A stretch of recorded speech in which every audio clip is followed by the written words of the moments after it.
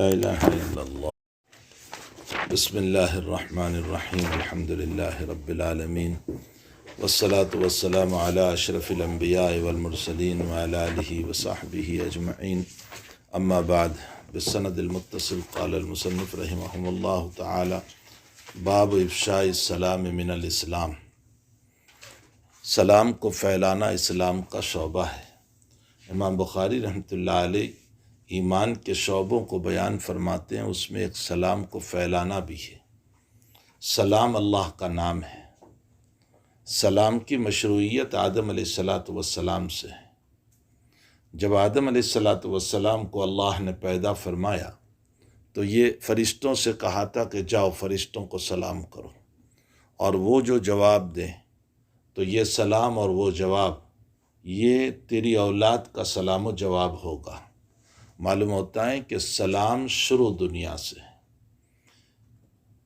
السلام علیکم یہ دعا ہے،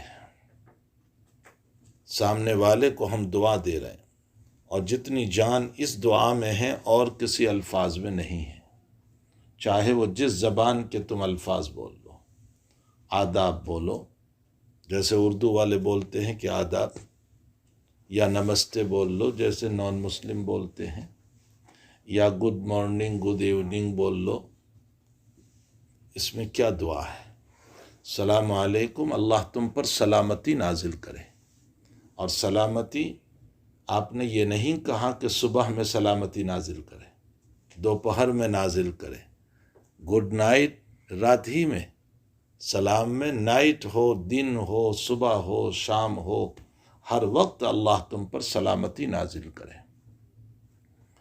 حتیٰ کہ یہ سلام اہل قبرستان کے لیے بھی رکھا گیا کہ جب تم قبرستان میں جاؤ تو سلام کرو، السلام علیکم یا اہل القبور من المسلمین والمؤمنین انتم لنا سلف ونحن خلف وانا انشاءاللہ بکم لاحقون۔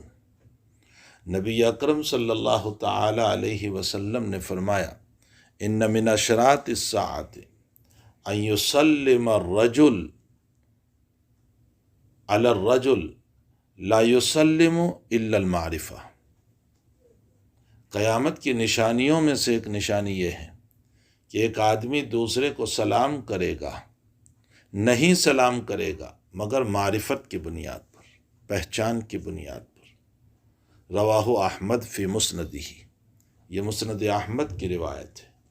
معلوم یہ ہوتا ہے کہ صرف پہچاننے والوں کو سلام کرنا اور نہ پہچاننے والوں کو سلام نہ کرنا یہ قیامت کی نشانی ہے۔ حقیقت یہ ہے کہ سلام ہر ایک کو کرنا چاہیے، الی من عرفت ومن لم تعرف، چاہے تم جانتے ہو چاہے تم نہ جانتے ہو۔ جی بسم اللہ الرحمن الرحیم بسند المتصل قال المصنف رحمہ اللہ وقال عمار ثلاث من جمعهن فقد جمع الایمان الانصاف من نفسك وبذل السلام للعالم۔ بخاری ثانی میں پڑھو گے آپ، الا ادلک علی عمل اذا فعلتم، میں تمہیں ایسا عمل نہ بتاؤں کہ اگر تم اس کو کرنے لگو تو تمہارے درمیان محبت پیدا ہو جائے، آپس میں تعلق پیدا ہو جائے۔ صحابہ نے فرمایا ضرور یا رسول اللہ۔ ارشاد فرمایا آپ نے، افشوا السلام بینکم، سلام کو عام کرو۔ آج کل یہی سنت ختم ہو گئی، یہی وجہ ہے کہ محبت نہیں رہی۔ جی الانصاف من نفسك وبذل۔ حضرت عمار رضی اللہ تعالیٰ عنہ کے اس اثر کو بالسند مصنف عبد الرزاق نے نقل کیا ہے، اسی طرح امام احمد نے نقل کیا، لیکن یاد رکھو یہ موقوف ہے، یعنی ان عمار ہے، ان رسول اللہ نہیں ہے۔ مصنف عبد الرزاق کے اندر ایک سہو ہو گیا کہ انہوں نے ان رسول اللہ کہہ دیا۔ اصل میں حضرت امام عبد الرزاق رحمۃ اللہ علیہ کو آخری زندگی میں ضعف دماغ ہو گیا تھا، جس کی وجہ سے بعض مرتبہ آپ کو روایتیں محفوظ نہیں رہتی تھی، تو اس کی بنیاد پر یہ موصول ہو گیا، ورنہ یہ موصول نہیں ہے۔ یہ حضرت عمار کا قول ہے۔ کیا فرمایا حضرت عمار نے؟ قال عمار، چلیے، الانصاف من نفسك ثلاث من جمعهن فقد جمع الایمان، ای ثلاث خصال، تین عادتیں جس میں جمع ہو جائیں اس کو سمجھو ایمان جمع ہو گیا، فقط جمعہن الایمان۔ نمبر 1 الانصاف من نفسک، اپنی ذات سے انصاف کرو۔ اس کا کیا معنی ہے اپنی ذات سے انصاف کرنے کا؟ اس کا راجح معنی تو یہ ہے کہ یحب لاخیہ ما یحب لنفسہ، جو تم نے پہلے پڑھا، اپنی ذات سے انصاف کرو، یعنی جیسے تم اپنی ذات کے لیے پسند کرتے ہو دوسروں کے لیے بھی پسند کرو۔ یہی اخلاق ہماری زندگی سے غائب ہو گئے۔ یہ حق اللہ میں بھی ہے، حق العباد میں بھی ہے۔ حقوق اللہ کو بھی اچھی طرح ادا کرو اور بندوں کے حقوق کو بھی اچھی طرح ادا کرو۔ تو الانصاف من نفسک وبذل السلام للعالم، یہ ہے باب سے مناسبت۔ سلام کو پوری دنیا کے لیے خرچ کرو، یعنی عام کرو۔ والانفاق من الاقطار، اقطار غریبی، فقیری، غربت کے باوجود خرچ کرنا۔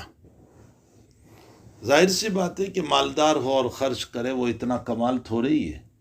ایک انسان کے پاس غربت ہے، ضرورت ہے، اور اس ضرورت کے باوجود وہ اللہ کے راستے میں دے رہا ہے۔ اس کو کرایہ بھرنا ہے ماہانہ، اپنا مکان کی جو رینٹ ہے وہ بھرنا ہے، اپنے بیوی بچوں کا خرچہ ہے، اس کے باوجود جو کچھ آتا ہے اس میں سے تھوڑا اللہ کے راستے میں دیتا ہے۔ حضرت شیخ مولانا زکریا صاحب رحمۃ اللہ علیہ اس کی مثال دیتے ہیں کہ ایک آدمی نے 1000 میں سے 10 روپے دیے اور ایک آدمی نے 100 میں سے 10 روپے دیے دونوں نے برابر، لیکن 100 والے کو زیادہ ثواب ملے گا، اس لیے کہ اس نے 10واں حصہ دیا۔ 100 والے نے 10واں حصہ دیا اور 1000 والے نے 100واں حصہ دیا، تو جس نے بڑا حصہ دیا اس کو زیادہ ملے گا۔ اس لیے حضرت عمار فرماتے ہیں، ویسے عمار کے یہ الفاظ جو ہے نا وہ یقیناً حضور پاک صلی اللہ علیہ وسلم کی کسی نہ کسی حدیث میں ثابت ہے، لیکن حضرت عمار نہیں کہہ رہے ہیں قال رسول اللہ صلی اللہ علیہ وسلم۔ سمجھ میں آیا؟ جی۔ وبه قال حدثنا قتيبة قال حدثنا ليس عن يزيد بن أبي حبيب عن أبي الخير عن عبد الله بن عمرو رضي الله عنهما أن رجلا سأل رسول الله صلى الله عليه وسلم أي الإسلام خير قال تطعم الطعام وتقرأ السلام على من عرفت ومن لم تعرف۔ سلام کو عام کرو، کھانا کھلاؤ، سلام عام کرو، جس کو جانتے ہو اس کو بھی، جس کو نہیں جانتے اس کو بھی۔ پھر ایک مسئلہ اور یاد رکھو، جواب بلفظ السلام بالکل جائز ہے۔ جواب بلفظ السلام کا مطلب ہوتا ہے آپ نے کہا السلام علیکم، سامنے والے نے بھی کہہ دیا السلام علیکم، کوئی حرج نہیں، جائز ہے۔ لیکن سلام بلفظ الجواب منع ہے۔ سلام بلفظ الجواب کا معنی میں خود یوں کہوں پہلے وعلیکم السلام، تو وعلیکم السلام واو سے پہلے کیا ہے؟ تو سلام کرنا وعلیکم السلام سے، یہ منع ہے۔ سمجھ میں آیا؟ اس کو کہتے ہیں سلام بلفظ الجواب، یہ ممنوع ہے۔ البتہ جواب بلفظ السلام یہ جائز ہے۔ اس نے کہا السلام علیکم، آپ نے بھی کہہ دیا السلام علیکم، واو نہیں بولے، کوئی حرج نہیں۔ جی۔ باب کفران العشیر وکفر دون کفر، باب کفران العشیر وکفر دون کفر، امام بخاری رحمۃ اللہ علیہ یہاں سے 3-4 ابواب میں معتزلہ کی دھلائی کر رہے ہیں، خوارج کی دھلائی کر رہے ہیں، ان کی تردید کر رہے ہیں۔ کیسے تردید کر رہے ہیں؟ معتزلہ اور خوارج کہتے ہیں کہ گناہ کبیرہ سے انسان ایمان سے نکل جاتا ہے۔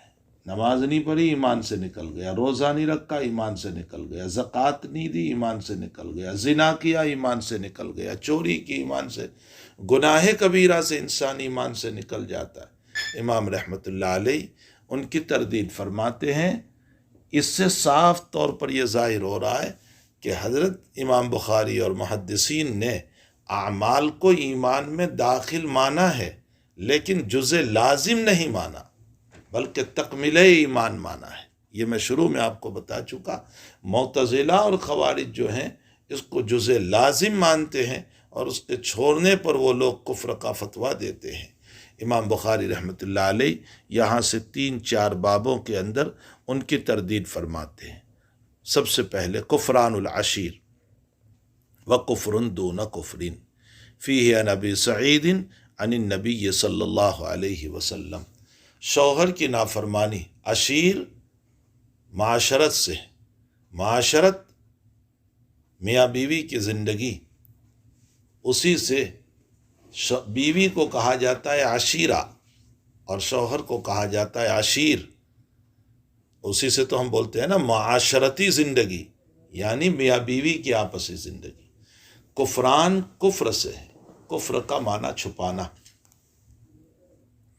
چونکہ کافر اللہ کی نعمتوں کو کھا کر اللہ کو نہیں مانتا، اس کا مطلب یہ نکلا کہ وہ اللہ کی نعمتوں کو چھپاتا ہے، وہ غیر اللہ کی طرف منسوب کرتا ہے اور اللہ تعالیٰ کی نعمتوں کو چھپاتا ہے، اس لیے کافر کہا گیا۔ کفر کے 4 قسمیں ہیں۔ کفر کی ایک قسم ہے کفر جحود۔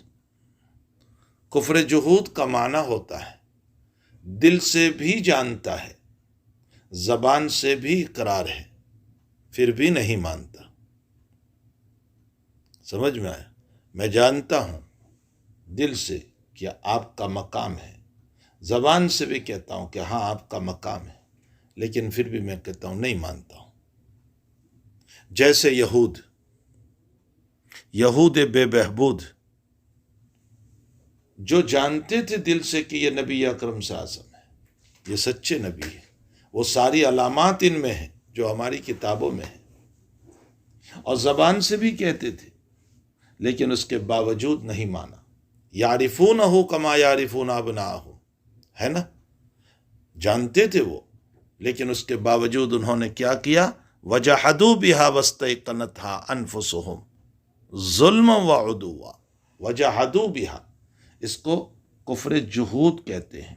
ایک کفر انکار ہوتا ہے، کفر انکار کا معنی زبان سے بھی انکار اور دل سے بھی انکار، دونوں طرح پر منع کر رہا ہے، اس کو کہا جاتا ہے کفر انکار۔ ایک تیسرا کفر نفاق ہے۔ کفر نفاق کا معنی دل سے نہیں مانتا، صرف زبان سے اقرار کرتا ہے۔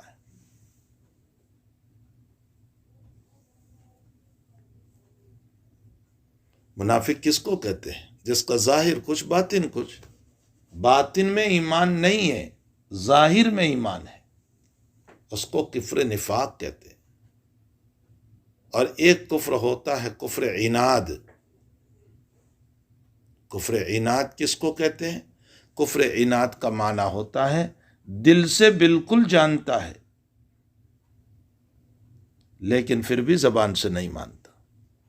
منافق کی اپوزٹ، ارے منافق کی تعریف میں نے کی، دل سے نہیں مانتا، زبان سے اقرار کرتا ہے، اور کفر عناد میں دل سے تو جانتا ہے، جیسے اہل مکہ جانتے تھے کہ یہ نبی اکرم صلی اللہ علیہ وسلم ہے، ان کی زبان سچی ہے، لیکن اس کے باوجود زبان سے انکار کرتے تھے۔ یہ 4 قسم ہے کفر کی۔ اس کے بعد سمجھو، امام بخاری فرماتے ہیں کہ دیکھو شوہر کی نافرمانی پر بھی کفر بولا گیا، تو کیا یہ حقیقی کفر ہے؟ نہیں، یہ حقیقی کفر نہیں، بلکہ یہاں کفران نعمت ہے، ناشکری مراد ہے۔ معلوم یہ ہوتا ہے کہ کفر 2 ہے، ایک کفر اصلی اور ایک کفر فرعی۔ کفر اصلی تو اس کو کہتے ہیں کہ آپ اللہ کا انکار کرو، رسول کا یعنی عقائد کا انکار کرو، اس کو کہتے ہیں کفر اصلی۔ اور کفر فرعی کا مطلب ہوتا ہے کسی عمل کے باب میں کوتاہی کرو، اس کو کفر فرعی کہتے ہیں۔ کفر اصلی تو اصل کفر ہے، لیکن کفر فرعی اصل کفر نہیں ہے۔ نماز کے چھوڑنے پر بھی کفر بولا گیا، من ترک الصلاۃ متعمدا، کیا فرمایا حضور نے؟ فقد کفر۔ یہ کفر فرعی ہے، لا یزنی الزانی حین یزنی وہو مومن، زانی زنا کرتا ہے تو ایمان نہیں رہتا، کفر فرعی ہے۔ ارے سمجھ میں آیا؟ یہ بات سمجھو گے تو باب سمجھ میں آئے گا کہ کیسے تردید کر رہے ہیں۔ یہ کفر اصلی ہوتا ہے، وہ تو آپ عقائد میں سے کسی مسئلے کا انکار کرو، وہ کفر اصلی ہے، اللہ کا انکار، رسول کا انکار، کتاب کا انکار۔ اور ایک کفر فرعی ہوتا ہے، کہتے ہیں اس کو بھی کفر، لیکن کفر فرعی کا اندر ایمان سے نہیں نکلتا۔ امام بخاری اسی کو کہتے ہیں وَكُفْرٌ دُونَ كُفْرٍ۔ دون یہاں ادون کے معنی میں ہے، تو اب ترجمہ کریں گے ایک کفر کے نیچے دوسرا کفر ہے، مراتب کفر ثابت ہو گیا۔ کفر میں مراتب ہے، ایک اصلی کفر ہوتا ہے اور ایک فرعی کفر ہوتا ہے۔ تو فرعی کفر کے اندر کفر کا فتویٰ نہیں ہوگا، جیسے نبی اکرم صلی اللہ علیہ وسلم نے شوہر کی نافرمانی پر کفر کا لفظ بولا۔ یہ کفرن دون کفرین جو ہے نا، یہ حضرت عطا ابن ابی رباح رحمۃ اللہ علیہ کا قول ہے، جس کو امام بخاری نے نقل کیا۔ عطا ابن ابی رباح کا قول کفرن دون کفرین وظلم دون ظلم وفسق دون فسق۔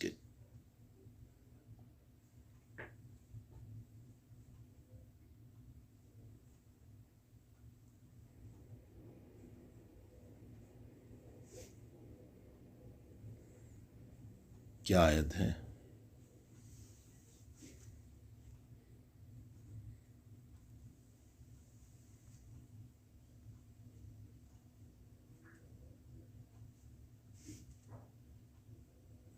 وَمَن لَّمْ يَحْكُم بِمَا أَنزَلَ اللَّهُ فَأُولَٰئِكَ هُمُ الْكَافِرُونَ، ہے نا قرآن میں۔ دوسری آیت وَمَن لَّمْ يَحْكُم بِمَا أَنزَلَ اللَّهُ فَأُولَٰئِكَ هُمُ الظَّالِمُونَ۔ تیسری آیت وَمَن لَّمْ يَحْكُم بِمَا أَنزَلَ اللَّهُ فَأُولَٰئِكَ هُمُ الْفَاسِقُونَ۔ دیکھو ان تین آیتوں میں ظالمون، کافرون، فاسقون آیا۔ جنہوں نے اللہ کی بات کو نہیں مانا، جو اللہ نے نازل فرمائی، وہ فاسق ہے۔ کبھی تو اللہ نے یہ کہا، کبھی اللہ نے ظالم کہا، کبھی اللہ نے کافر کہا۔ اس سے مراتب کفر ثابت ہوتے ہیں۔ اچھا، اس سے امام بخاری ایک بات اور بھی ثابت کریں گے کہ جب کفر میں مراتب ہے، ایک تو حقیقی کفر اور ایک فرعی کفر، اس سے امام اپنا اور ایک تیر بھی لگا لیں گے۔ اسی طرح ایمان میں بھی مراتب ہے، اور جب ایمان میں مراتب ہے تو ایک اعلیٰ درجے کا ایمان اور ایک ادنا درجے کا ایمان۔ تو یزید و ینقص بھی ثابت کر دیا، ایک تیر دو پرندوں کا شکار کر رہے ہیں۔ معتزلہ کی تردید بھی کر رہے ہیں، خوارج کی تردید بھی کر رہے ہیں کہ گناہ کبیرہ کا مرتکب خارج عن الایمان نہیں ہوتا، اور وہیں پر کفر کے مراتب کو ثابت کر کے وَبِضِدِّهَا تَتَبَيَّنُ الْأَشْيَاءُ، ایک چیز ذکر کرو، اس کے مقابل کو ذکر کرو، ضد اس کا مقابل، اس سے باتیں واضح ہوتی ہے۔ وَبِضِدِّهَا تَتَبَيَّنُ الْأَشْيَاءُ، اور جب وَبِضِدِّهَا تَتَبَيَّنُ الْأَشْيَاءُ تو ایمان کفر کی ضد ہے، اور جب کفر میں مراتب ثابت ہوئے تو ایمان میں بھی مراتب ثابت ہو جائیں گے۔ تو امام بخاری رحمۃ اللہ علیہ جو بات ثابت کرتے چلے آئے ہیں یزید و ینقص، اس کو بھی اس باب سے ثابت کیا، اور معتزلہ اور خوارج کی تردید بھی کر دی۔ واللہ سبحانہ وتعالی عالم۔ عن ابی سعید عن النبی صلی اللہ تعالی علیہ وسلم، یہ ابو سعید خدری رضی اللہ تعالیٰ عنہ کی روایت صلاۃ الکسوف میں ہے۔ چلیے۔ وبه قال حدثنا عبد الله بن مسلمة عن مالك عن زيد بن أسلم عن عطاء بن يسار عن ابن عباس رضي الله عنهما قال النبي صلى الله عليه وسلم أريد النار فإذا أكثر أهلها النساء يكفرن۔ یہ مفسر روایت ہے، امام بخاری یہاں اس روایت کا ٹکڑا پیش کر رہے ہیں۔ مفسر روایت صلاۃ الکسوف میں آئے گی۔ حضرت فرماتے ہیں نماز پڑھائی اور نماز کے درمیان آگے بڑھے پھر پیچھے ہٹے۔ نماز میں صلاۃ کسوف میں جو سورج گرہن کی نماز تھی نا، تو آپ آگے بڑھے پھر پیچھے ہٹے۔ صحابہ نے فرمایا یا رسول اللہ آج آپ عجیب آگے بڑھے پیچھے ہٹے، کیا مسئلہ تھا؟ حضرت نے ارشاد فرمایا میں آگے اس لیے بڑھا تھا کہ اللہ نے جنت پیش کی، اور میں پیچھے اس لیے ہٹا کہ جہنم پیش کی، اور جہنم میں نے عورتوں کو دیکھا۔ یہ جملہ جو ہے نا یہ وہاں ہے، تو پوری روایت بخاری نے ذکر نہیں کی، روایت کا ایک جز ذکر کیا۔ احمقو تمہیں ایک اصول بتایا کہ انقطاع روایت سے معنی میں تبدیلی نہیں آتی تو روایت کو مختصر کرنا جائز ہے۔ اس مسئلے میں اختلاف ہے، بعض کہتے ہیں پوری روایت کو پیش کرنا ہوگا، پوری روایت کے بغیر تم قطع کر کے پیش نہیں کر سکتے، لیکن جمہور محدثین کی رائے یہ ہے کہ اگر جزء حدیث پیش کرنے میں تغیر معنی نہیں ہوتا، معنی میں کوئی فرق نہیں پڑتا اور مطلب سمجھ میں آ جاتا ہے، تو اس صورت میں اختصار فی الروایت جائز ہے۔ اسی کو صاحب نخبۃ الفکر نے عنوان دیا ہے خرم فی الحدیث، حدیث میں اختصار کرنا۔ خرم کا معنی اختصار کرنا، اختصار روایت جائز ہے۔ یہ امام بخاری اختصار روایت کر رہے ہیں۔ فرمایا اریت النار، مجھے آگ دکھائی گئی، فیدا اکثر اہلھا النساء، یاد رکھو یہاں حضرت نے تمثیل نہیں دیکھی تھی، حقیقت دیکھی تھی۔ ارے ایک تو ہوتی ہے تمثیل، یعنی اس طرح کا آرٹیفیشل بنا کر کے پیش کرنا، یہ آرٹیفیشل نہیں، اوریجنل جنت اور جہنم دیکھی تھی آپ نے، اللہ نے پردے ہٹا دیے تھے اور قبلے کی سمت میں آپ کو پہلے جنت نظر آئی۔ کیوں؟ دلیل کیا ہے؟ دلیل یہ ہے کہ وہیں تصوف میں پرو گے آپ۔ حضرت فرماتے میں آگے اس لیے بڑھا کہ گریپس کا خوشہ لے لو، انگور کا خوشہ لے لو، اگر میں لے لیتا تو قیامت تک میری امت کھاتی رہتی، اس لیے کہ وہ جنت کی نعمت ہے، اور جنت کی نعمت میں فنائیت نہیں ہے۔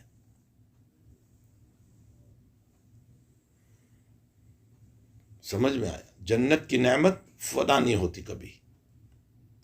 لیکن میں نے اس لیے نہیں لیا کہ پھر ایمان بالغیب نہیں رہے گا، ایمان بالمشاہدہ ہو جائے گا، یؤمنون بالغیب نہیں ہوگا، اس لیے نہیں لیا۔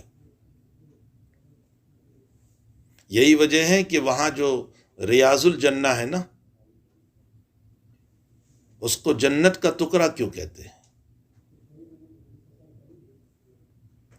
اس میں جو بعض لوگوں نے یوں کہہ دیا کہ یہ زمین جو ہے ریاض الجنہ کی وہ جنت سے آئی ہے، تو اس پر اشکال ہوتا ہے کہ جنت میں تو پیاس لگتی نہیں، ریاض الجنہ میں تو پیاس لگتی ہے۔ اگر یہ جنت کی زمین ہے تو یہاں پیاس کیوں لگتی ہے؟ کچھ سمجھ میں بھی آیا؟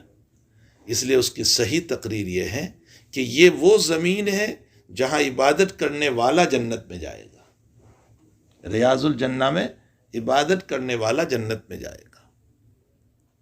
کچھ سمجھ میں بھی آیا؟ بہرحال حضرت نے حقیقتاً جنت دیکھی تھی اور جہنم دیکھی تھی، یہ نہیں کہ کوئی آرٹیفیشل، جیسے مجھے وہ کچھ لوگ دکھانے لے گئے تھے یہاں وینکوور میں، کہ وہ بیٹھتے ہیں اور پھر پورے کینیڈا میں جیسے ہم جا رہے ہیں، وہ ایک آرٹیفیشل ہے، حقیقت تھوڑی ہے۔ 10 منٹ میں آپ کہاں سے کہاں پہنچ گئے اور گھوم کر کے آ گئے، یہ کیسے ہو سکتا ہے؟ وہ آرٹیفیشل ہے، وہ بناوٹ ہے، حقیقت نہیں ہے۔ حضرت نے حقیقتاً جنت اور جہنم کو دیکھا، تو فرمایا کہ میں نے جب جہنم کو دیکھا فَإِذَا أَكْثَرَ أَهْلِهَا النِّسَاء، تو میں نے جہنم میں اکثر عورتوں کو دیکھا۔ سوال یہ ہوتا ہے کہ جنت میں ہر مرد کو 2 عورتیں دی جائے گی، اس کا مطلب تو یہ نکلا کہ عورتوں کی کثرت جنت میں ہے، اور یہاں ہے کہ جہنم میں میں نے عورتوں کو دیکھا۔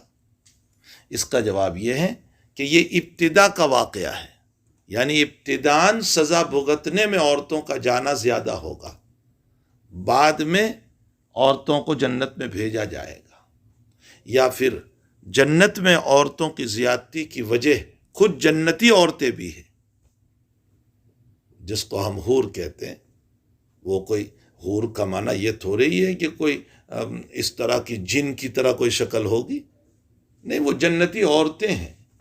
فرق اتنا ہے کہ دنیا کی عورت کو اللہ نے بتدریج بنایا، آہستہ آہستہ بنایا۔ ماں کے پیٹ میں پہلے بنی، اس کے بعد دنیا میں، پھر اس کے بعد آہستہ آہستہ بڑی ہوئی، یہاں تک کہ 50، 55، 60، 70، 80 تک چلی۔ اور جنت کی عورتیں کیا ہے؟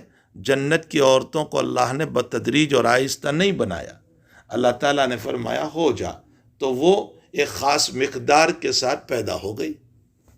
بس وہ جب سے پیدا ہوئی اسی عمر کے ساتھ، اسی شکل کے ساتھ، اسی شباہت کے ساتھ ہے۔ تو چونکہ جنتی عورتیں بھی ہیں نا، اس لیے جنت میں عورتوں کی کثرت ہوگی۔ فرمایا کہ فَإِذَا أَكْثَرَ أَهْلِهَا النِّسَاء، میں نے اکثر عورتوں کو جہنم میں دیکھا۔ کیوں؟ یکفرن، کفر کرتی ہے۔ تو صحابیات کو اشکال ہو گیا کہ بہت بڑی بات ہے کفر، کفر تو بہت بری چیز ہے، ہم کہاں کسی بت کی پرستش کرتے ہیں، یا ہم تو کوئی کفر کرتی نہیں۔ تو فرمایا کفر اصلی نہیں، کفر فرعی کرتی ہو تم۔ کیا کفر فرعی ہے؟ پوچھ رہی ہے ایکفرن باللہ، عورتیں پوچھ رہی ہے کیا ہم اللہ کے ساتھ کفر کرتی ہیں؟ حضرت نے فرمایا نہیں نہیں، یکفرن العشیر، شوہر کی نافرمانی کرتی ہو، شوہر کے ساتھ کفر کرتی ہو، ویکفرن الاحسان، اور احسان کی ناشکری کرتی ہو۔ پھر حضرت نے ایک مثال دی عورت کی ناشکری کی، لو احسنت الی احداہن الدہر، ساری زندگی احسان کرو عورت پر،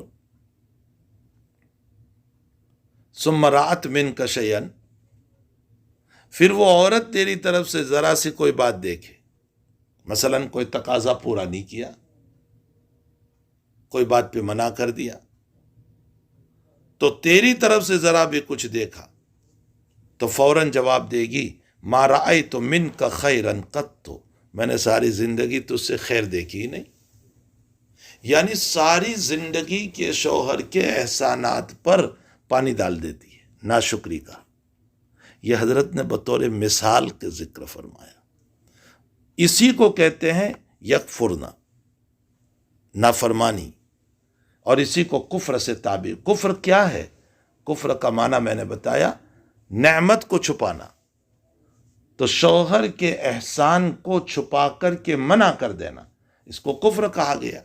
امام بخاری کا استدلال صرف اتنا ہے کہ یہاں شوہر کی نافرمانی پر بھی کفر بولا گیا، یہ کفر اصلی نہیں، کفر فرعی ہے۔ معلوم ہوتا ہے کہ لفظ کفر بولنے سے حقیقی کفر مراد نہیں ہوتا، اس لیے معلوم ہوا کہ گناہ کبیرہ کرنے کی بنیاد پر انسان ایمان سے خارج نہیں ہوتا ہے۔ جی، باب المعاصی من امر الجاہلیہ، صاف صاف امام بخاری معتزلہ کی تردید فرماتے ہیں۔ فرمایا گناہ امر جاہلیت میں سے ضرور ہے،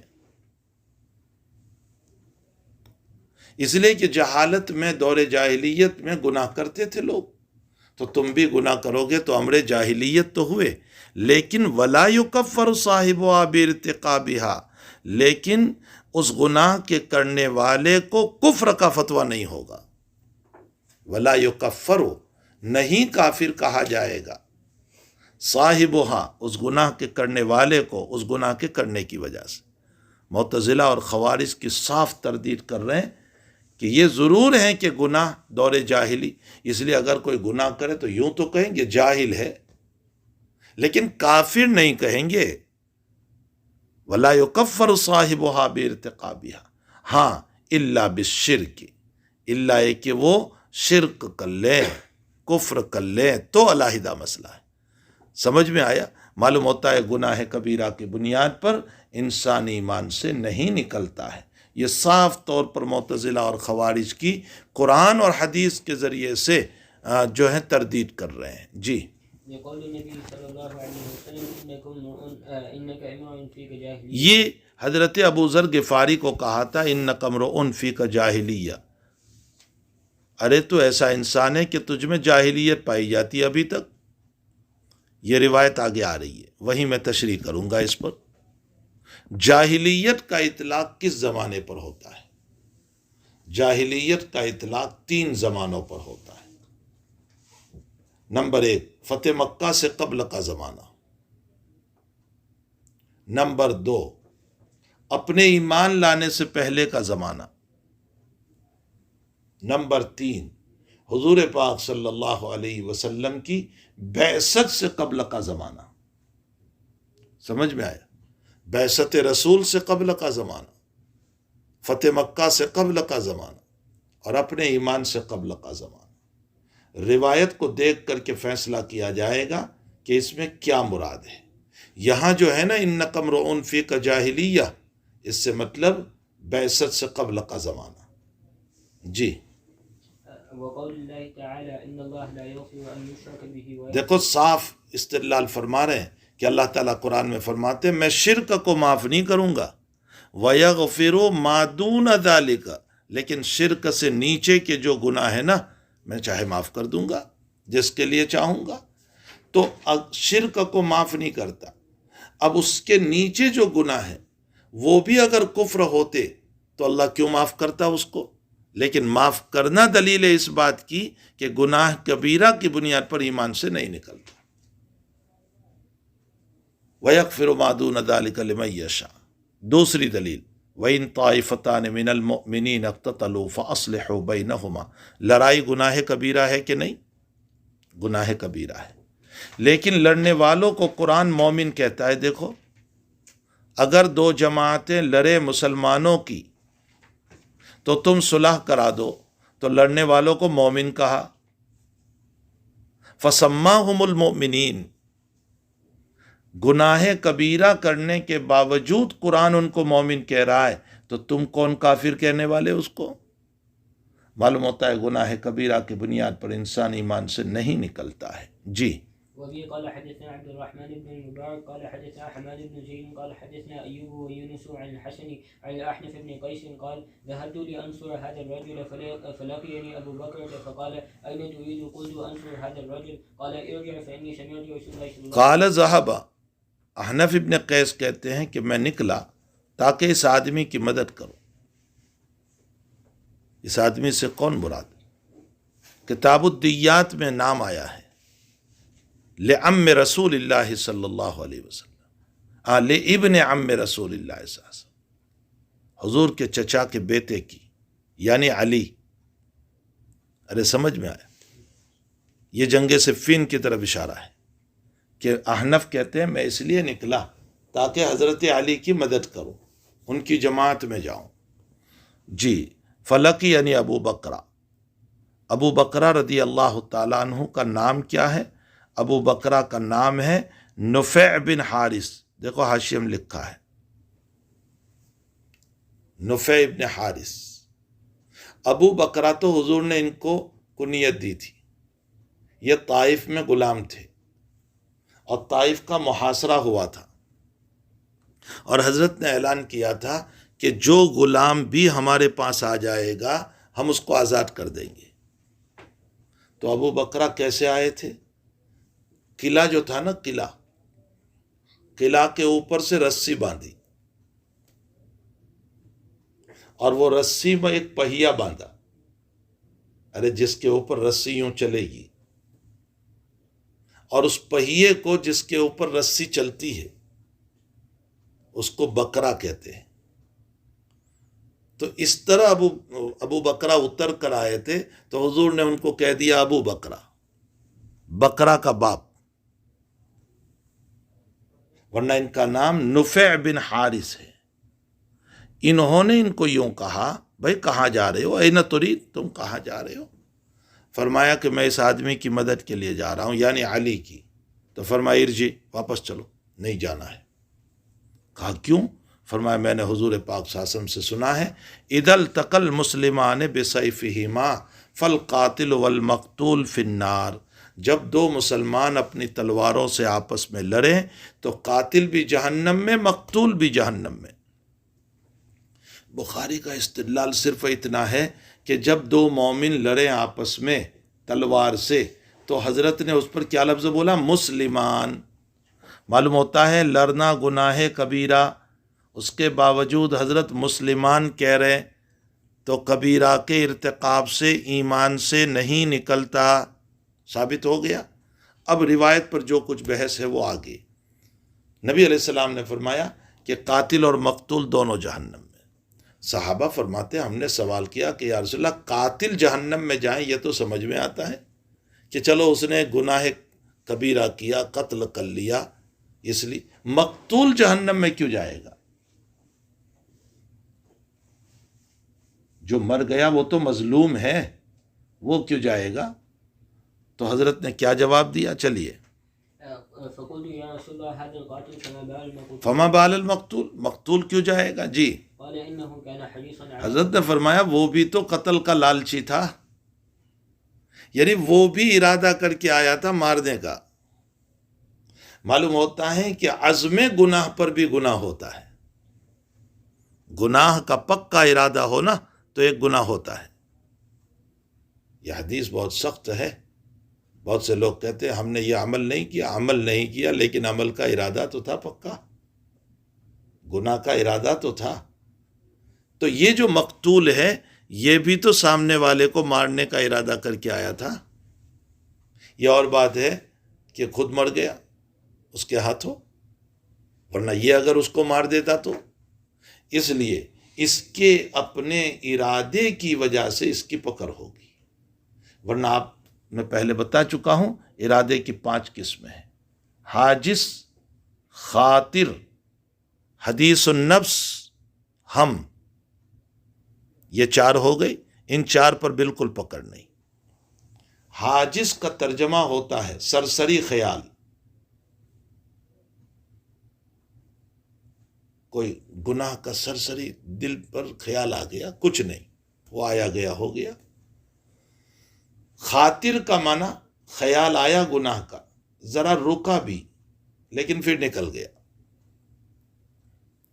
حدیث النفس کا معنی گناہ کا خیال آیا اور اس پر سوچنے لگا لیکن پھر نکل گیا۔ ہم کا معنی تذبذب، خیال آیا گناہ کا اور تذبذب، کرو نہ کرو، کرو نہ کرو، کرو نہ کرو، اور پھر نکل گیا۔ ان 4 پر کوئی پکڑ نہیں۔ نمبر 5 عزم کا معنی گناہ کا پکا ارادہ۔ یہ اور بات ہے کہ کوئی رکاوٹ آ گئی اس لیے آپ نے نہیں کیا، ورنہ پکا ارادہ تھا آپ کا۔ تو اگرچہ گناہ نہیں کیا لیکن اس عزم کی بنیاد پر آپ کو گناہ ہوگا۔ کچھ سمجھ میں آ رہا ہے؟ تو یہاں انہو کان حریصا علی قتل صاحبہ سے حضرت یہ بتانا چاہتے ہیں کہ یہ بھی تو پکا ارادہ کر کے آیا تھا، اس کے ارادے کی وجہ سے یہ بھی جہنم میں جائے گا۔ جی، وبه قال حدثنا سليمان بن حرب قال حدثنا شعبة عن واصل الأحدبي عن المعرور قال لقيت أبا ذر بالربذة وعليه حلة وعلى غلامه حلة فسألته عن ذلك فقال إني سببت رجلا فعيرته بأمه۔ حضرت معرور فرماتے ہیں کہ میں ابو ذر غفاری رضی اللہ تعالیٰ عنہ سے مقام ربضہ پر ملا۔ مقام ربضہ مدینہ المنورہ سے کچھ فاصلے پر قریب میں ایک جگہ ہے، یہ عاجز گیا ہے وہاں ابو ذر کی قبر پر، میں وہاں گیا تھا۔ تو حضرت ابو ذر غفاری رضی اللہ تعالیٰ عنہ سے مقام ربضہ پر ملاقات ہوئی۔ وعلیہ حلۃ وعلی غلامہ حلۃ، حلہ کا معنی پورا سوت بولتے ہیں نا، ارے یہ جو ہم ایک ہی کلر کا جو پہنتے ہیں، مثلا اوپر کا نیچے کا، اس کو ہم سوٹ کہتے ہیں کہ ماشاءاللہ بڑا سوٹ ہو گیا یہ۔ تو جس کلر کے کپڑے ابو ذر نے پہنے تھے اوپر اور نیچے، اسی کلر کے کپڑے غلام کو بھی پہنائے تھے آپ نے، ابو ذر نے، یعنی کاپی، اپنی کاپی۔ وعلی غلامہ حلۃ، تو معرور کہتے ہیں کہ میں نے ابو ذر سے پوچھا، فسالتہ عن ذلک، تو فرمایا کہ بھائی اصل بات یہ ہے کہ انی ساببت رجلا، ابو ذر زہاد صحابہ میں سے ہیں، صوفیہ صحابہ میں سے۔ ان کا مسلک یہ تھا کہ زکوٰۃ میں کوئی نصاب نہیں، ضرورت سے جو زائد ہو سب نکالو۔ حضور پاک صلی اللہ علیہ وسلم نے ان کو پوچھا تھا کہ ابو ذر تمہارا کیا حال ہوگا جب تمہارے لیے مسائل مشکل ہو جائیں گی؟ تو ابو ذر نے کہا تھا حضرت میں شام چلا جاؤں گا۔ فرمایا شام میں بھی اگر حالات ٹھیک نہ رہے تو کیا کرو گے؟ فرمایا مدینے آ جاؤں گا۔ فرمایا مدینے میں بھی حالات ٹھیک نہ رہے تو کیا کرو گے؟ تو فرمایا تلوار اٹھا لوں گا، لڑوں گا۔ حضرت نے فرمایا تھا نہیں، لڑنا نہیں، امام کی اطاعت کرنا، امام جو کہے اس کی اطاعت کرنا، سمعنا واطعنا، بس اسمع۔ فرمایا جی یا رسول اللہ۔ آپ مدینے میں تھے، پھر شام گئے۔ شام میں معاویہ کی حکومت تھی، خلافت تھی، حضرت عثمان کی طرف سے گورنر تھے، اور شام میں ابو ذر ڈنڈا لے کر چلتے تھے اور کہتے تھے ضرورت سے زائد ہو تو نکالو، یہ کوئی نصاب وصاب نہیں۔ حضرت معاویہ کہتے ہیں کہ ناک میں دم کر دیا تھا سب کو، پریشان تھے سب ان سے، اور معاویہ کہتے ہیں کہ ہم کچھ کہہ نہیں سکتے تھے ان کو، اس لیے کہ یہ قدیم صحابی ہے۔ تو حضرت عثمان امیر المؤمنین کو لکھا کہ حضرت ان کو بلا لو مدینے۔ ان کو مدینے بلا لیا، تو پھر مدینے میں بھی ان کی یہی کیفیت۔ تو حضرت عثمان نے دیکھا کہ بھئی یہ خاموں کا لوگوں سے الجھاؤ پیدا ہو رہا ہے، جھگڑے ہو رہے، تو ان کو دیہات میں بھیج دیا، اور یہ دیہات جگہ ربضہ، اور وہیں پھر اخیر تک رہے، وہیں ان کی وفات ہو گئی۔ اور عجیب و غریب بات یہ ہے کہ یہ جہاں رہتے تھے وہاں کوئی نہیں تھا، اور جس دن ان کا انتقال ہوا بڑا مسئلہ تھا کہ تدفین کون کرے گا۔ ان کی بیوی سے کہہ رکھا تھا کہ یہاں سے ایک جماعت گزرے گی اور وہ میری تدفین کرے گی، اور ایسا ہی ہوا کہ ان کے انتقال کے بعد صحابہ کی ایک جماعت گزری وہاں سے، اور وہ ملاقات کے لیے گئے ابو ذر کی، لیکن پتہ چلا کہ وہ تو انتقال کر گئے، تو پھر ان کی تدفین کا مسئلہ کیا۔ تو حضرت ابو ذر سے پوچھا کہ آپ نے جس طرح کے کپڑے خود پہنے ہیں غلام کو بھی پہنا ہے، حالانکہ لوگ غلام کو کچھ گتیا پہناتے ہیں، تو آپ نے تو کاپی، غلام کو بھی اتنا ہی مقام۔ تو فرمایا کہ بھائی میرا ایک واقعہ ہوا تھا، انی ساببت رجلا، میں نے ایک آدمی کو گالی دی تھی۔ یہ کس کو گالی دی تھی؟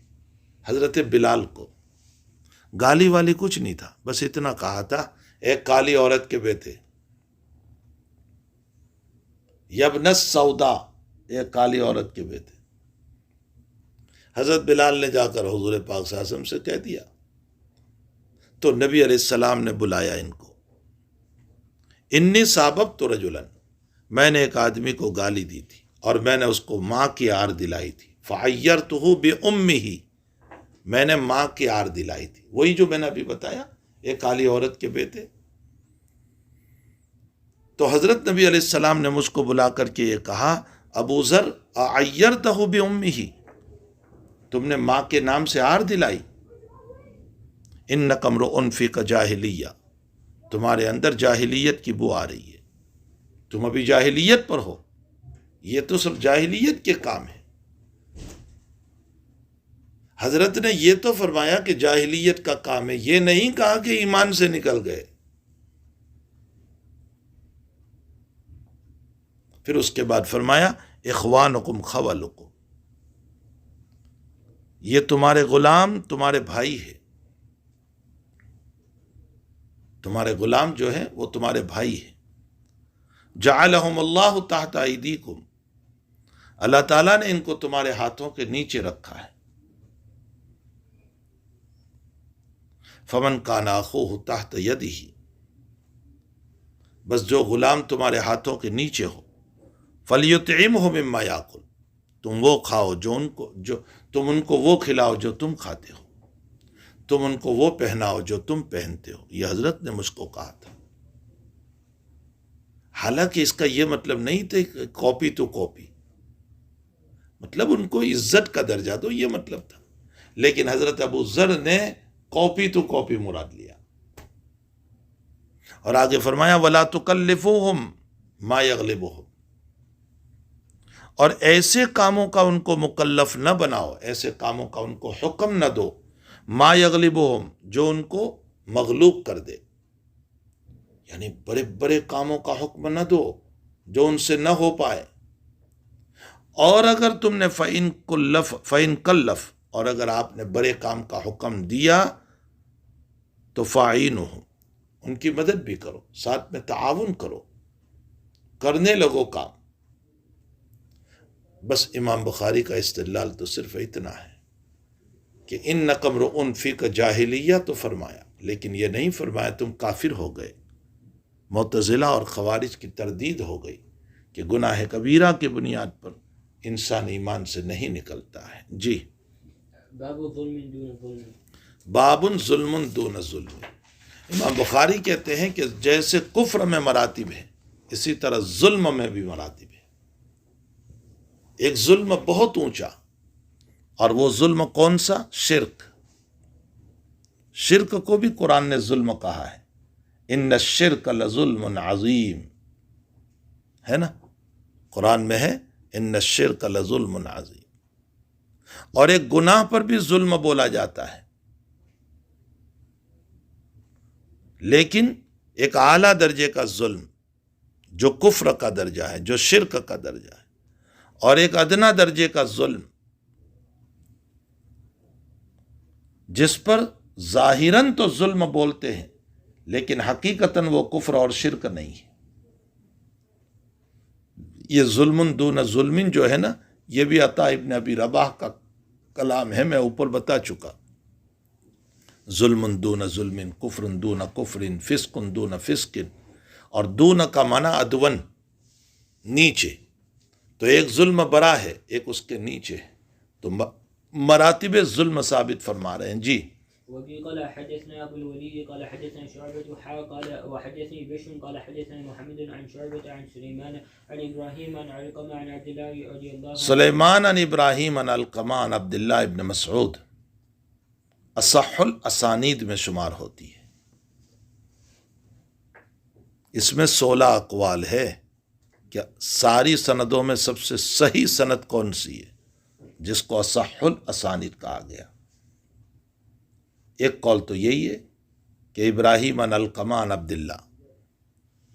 ایک قول دوسرا ہے ان مالک عن نافع عن ابن عمر، اس کو اصح الاسانید کہا گیا.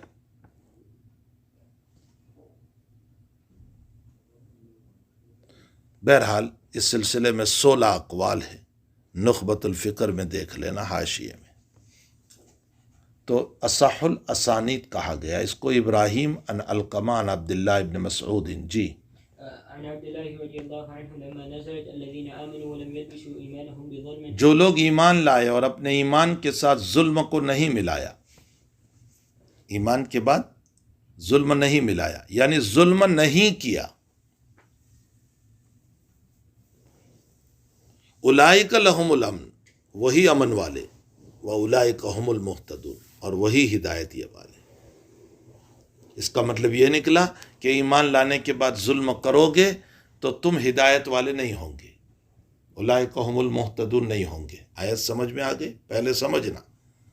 الذین آمنوا ولم یلبسوا ایمانہم بظلم، جنہوں نے اپنے ایمان کے ساتھ ظلم نہیں ملایا یعنی ظلم نہیں کیا، وہی امن اور ہدایت والے. اگر تم نے ظلم کیا ایمان کے بعد تو امن ہدایت والے نہیں کہے جائیں گے. جب یہ آیت اتری تو صحابہ گھبرا گئے.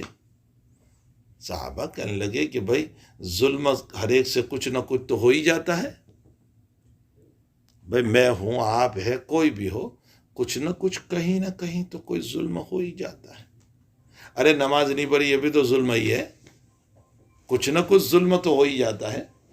آپ کو سخت بات میں نے کہہ دی، ظلم ہے. تو اس کا مطلب تو یہ نکلا کہ ہم میں سے کوئی بھی ہدایت یافتہ نہیں. پھر ہم میں سے کسی کے لیے بھی امن نہیں، لہم الامن نہیں ہوگا۔ یہ صحابہ کو اشکال ہوا۔ حضرات صحابہ اس اشکال کو لے کر نبی اکرم صلی اللہ علیہ وسلم کی خدمت میں پہنچے۔ پر یہ قال اصحاب، قال اصحاب رسول اللہ صلی اللہ علیہ وسلم اینا لم ہاں ہم میں سے کون ایسا ہوگا جس نے ظلم نہ کیا ہو؟ تو اللہ نے آیت اتاری کہ ارے تم کو یہ اشکال ہو گیا ظلم سے، یہاں ظلم کا اعلیٰ مقام مراد ہے، تم جو سمجھ رہے ہو وہ نہیں۔ اور وہ کون سا مقام مراد ہے؟ ان الشرک لظلم عظیم، شرک ظلم عظیم ہے۔ تو اب ترجمہ آیت کا کیا ہوا؟ الذین آمنوا، جو ایمان لایا، ولم یلبسوا ایمانہم بظلم، اور پھر اپنے ایمان کے ساتھ شرک نہیں کیا، مشرک نہیں بنا، اس کے لیے امن ہے، ہدایت ہے۔ اور جس نے اس کے ساتھ شرک کیا وہ امن ہدایت والا نہیں ہو سکتا۔ معلوم ہوتا ہے کہ اس آیت میں ظلم کا اعلیٰ درجہ مراد ہے، اور صحابہ نے ادنا درجہ سمجھ لیا تھا، تو ادنا درجہ نہیں ہو سکتا۔ یعنی گناہ مراد نہیں، شرک مراد ہے۔ اچھا، اب یہ کیسے سمجھ میں آئے گا؟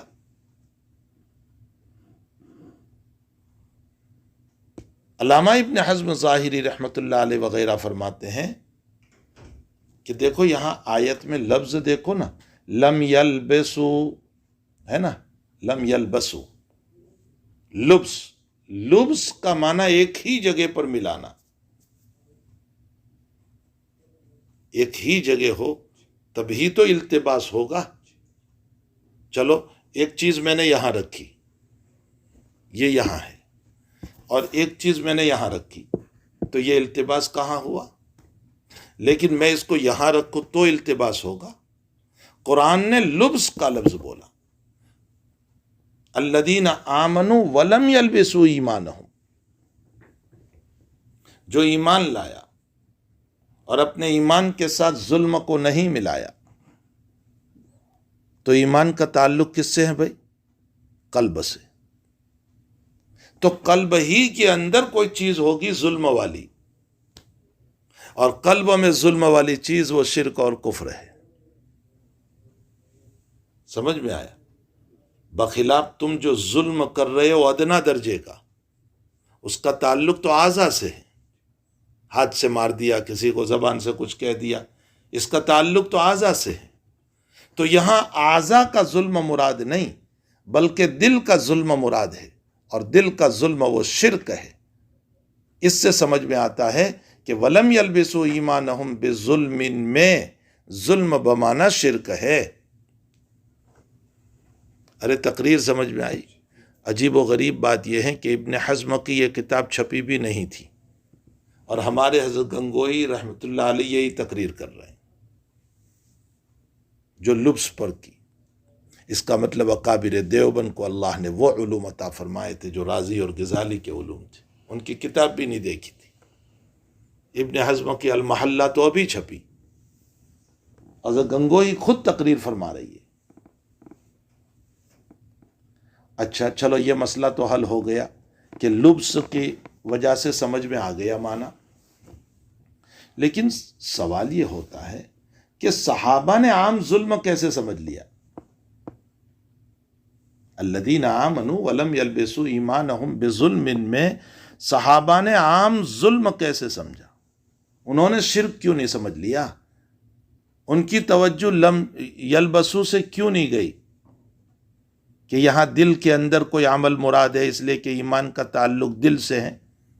اس کا جواب یہ ہے کہ صحابہ نے یہ دیکھا کہ ظلم کے نیچے تنوین ہے،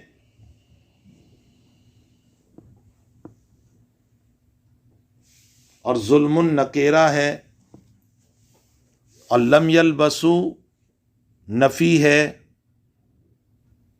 اور آپ نحو امیر میں کیا پڑھ کر آئے؟ نکیرہ تحت النفی عموم کا فائدہ دیتا ہے۔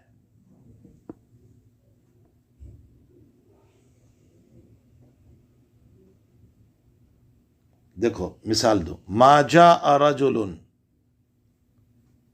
رجل نکیرہ ہے نا، اور ما نفی، ما جاء رجل کوئی نہیں آیا، عام ہو گیا۔ یہاں بھی ظلم نکیرہ ہے، تم نے کم وقت نحو ہی محنت سے نہیں پڑھا۔ نکیرہ تحت النفی، نفی کے نیچے نکیرہ جب آئے گا تو عموم کا معنی ہوگا۔ لم یلبسو نفی ہے، ظلم نکیرہ ہے، نکیرہ تحت النفی عموم کا فائدہ دیتا ہے۔ اس کا مطلب یہ نکلا کوئی ظلم نہ کیا ہو۔ جب کوئی ظلم نہیں کیا تو چھوٹا ظلم بھی تو اس میں آ گیا، اس لیے صحابہ نے عام ظلم سمجھ لیا تھا۔ لیکن پھر حق تعالی جل شانہ نے بتایا کہ نہیں، اس سے ظلم عظیم مراد ہے۔ معلوم ہوتا ہے کہ لم یلبسوا ایمانہم بظلم میں جو تنوین ہے نا، وہ تنوین تعظیم کی ہے۔ کسی چیز کو بڑا بتانے کے لیے بھی تنوین آتی ہے۔ ہدایت النحو پڑھی، مثال نہیں پڑھی، شر احر ذانابین، کچھ نہیں پڑھا، کچھ نحو یاد ہی نہیں۔ شر احر ذانابین، وہاں ترجمہ کرتے ہیں بڑے شر نے دوگ کو غصہ دلایا۔ شرن، یہ شرن پر تنوین ہے نا، یہ تنوین تعظیم کی ہے، بڑے شر نے۔ تو یہاں بے ظلم میں تنوین تعظیم کی ہے۔ ولم یلبسوا ایمانہم بظلم، اور تعظیم کا مطلب بڑا ظلم۔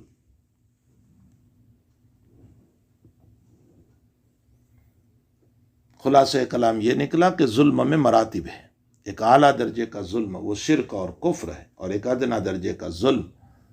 ادنا درجے کا ظلم جو ہوتا ہے اس سے انسان ایمان سے خارج نہیں ہوتا۔ جی، باب علامت المنافق، باب علامت المنافق، منافق کی نشانیاں۔ یہ بھی ماقبل ہی سے تعلق ہے۔ نبی علیہ السلام کے زمانے میں 3 طرح کے لوگ تھے: خالص مسلم، خالص کافر، اور منافق۔ منافق کی تعریف میں نے اوپر آپ کو بتائی۔ منافق اس کو کہتے ہیں جو دل سے نہیں مانتا، زبان سے صرف اقرار کرتا ہے۔ دل سے انکار، زبان سے اقرار، اس کو منافق کہا جاتا ہے۔ منافق کی مثال نبی علیہ الصلوۃ نے بہت پیاری دی۔ فرمایا وہ ہوس والی بکری، بکری سے مشکات میں ہے یہ روایت، وہ ہوس والی بکری جو اپنی ہوس کو پوری کرنے کے لیے 2 ریور ہے، دو بکروں کی جماعتیں جا رہی ہے، تو کبھی اس ریور میں چلی جاتی ہے، اس جماعت میں، کبھی اس ریور میں چلی جاتی ہے۔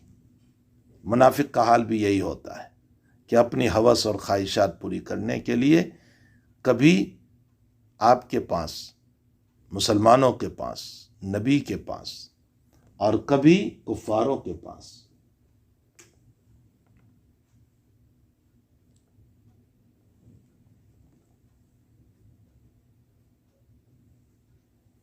منافق کا لفظ کہاں سے نکلا؟ بعضوں نے کہا نفقت السوق سے، بازار گرم ہو گیا، شام کے وقت میں مارکیٹ خوب چلتا ہے تو لوگ کہتے ہیں بازار گرم ہو گیا۔ اور منافق بھی اسی طرح دین کے اندر جب دین کے مسائل گرم ہوتے ہیں، دنیا کے فائدے کے لیے اس طرح کرتا ہے۔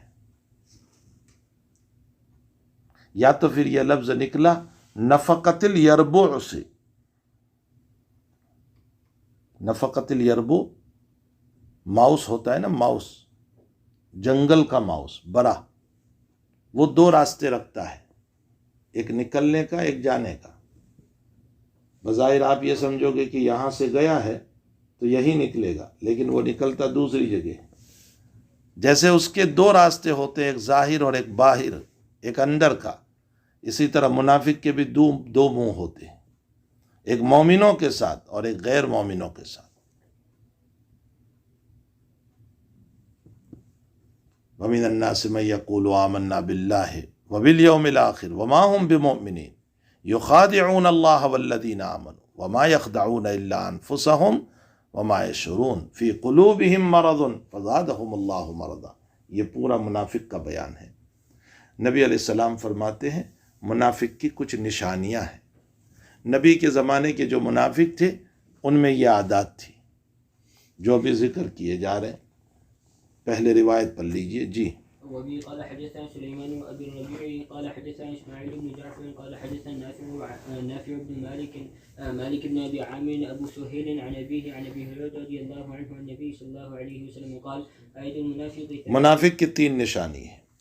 जब बात करे तो झूठ बोले, यानी हर वक्त झूठ बोले, इसलिए कि नबी के ज़माने के मुनाफिक इसी तरह करते थे।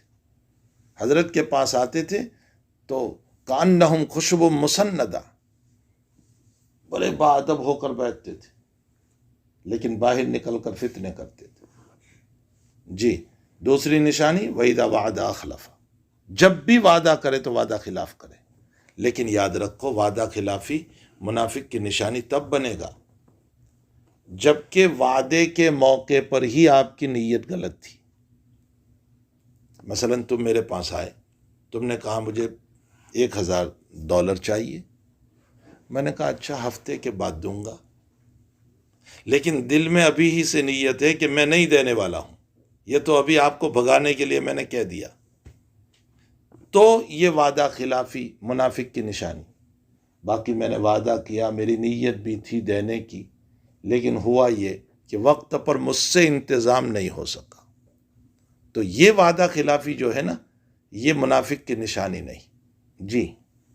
वहीदा तुमिन खाना, और जब भी अमानत रखी जाए तो खयानत करे जी।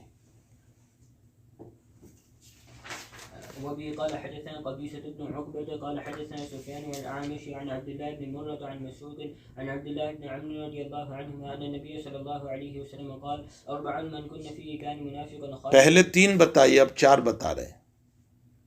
اس کا جواب یہ ہے کہ یہ تجدد علم کی قبیل سے ہے۔ پہلے نبی کو 3 بتائی تھی تو آپ نے 3 بتائی، پھر نبی کو 4 بتائی تو آپ نے 4 بتائی۔ نمبر 2 دوسرا جواب، 4 میں 3 آ گئی، اس لیے یہ 4 کی روایت 3 کے خلاف نہیں ہے۔ نمبر 3 تیسرا جواب، نبی علیہ السلام فرماتے ہیں کہ 4 جس میں ہوگی وہ منافق خالص ہوگا، اور اوپر منافق خالص کا لفظ نہیں تھا جی۔ ومن كان فيه خصلة منهن كانت فيه خصلة، اور ایک علامت ہو تو منافق کی ایک علامت جی۔ إذا تؤمن خان وإذا حدث كذب وإذا عاهد غدر وَإِذَا عَاهَدَ غَدَرَ، معاہدہ کرے یہ اوپر نہیں تھا تو وہ غداری کرے جی۔ وإذا خاصم فجر، اور جب بھی جھگڑا کرے تو فسق و فجور، گالی گلوز، یہ 4 نشانیاں۔ اب یاد رکھو ہمارے زمانے میں، اس کا جواب یہ ہے کہ ہمارے زمانے میں یہ نشانیاں جو ہے نا، وہ منافق عملی کہا جائے گا، منافق اعتقادی نہیں۔ منافق اعتقادی تو وہ ہیں جو دل سے اللہ کو نہیں مانتا، جو نبی کے زمانے میں تھے۔ ہمارے زمانے میں منافق عملی ہیں، یعنی ہے تو مسلمان، اللہ کو مانتے ہیں، رسول کو مانتے ہیں، سب کو مان رہے ہیں، لیکن سب کو مانتے ہوئے مسئلہ یہ ہے کہ وہ ان اعمال کو انجام دے رہا ہے جو اعمال نبی اکرم صلی اللہ تعالی علیہ وسلم نے منافق کے باب میں ذکر فرمائے۔ تو ہمارے زمانے میں یہ علامت نفاق عملی کی دلیل ہے۔ سمجھ میں آیا؟ اللہ سبحانہ وتعالی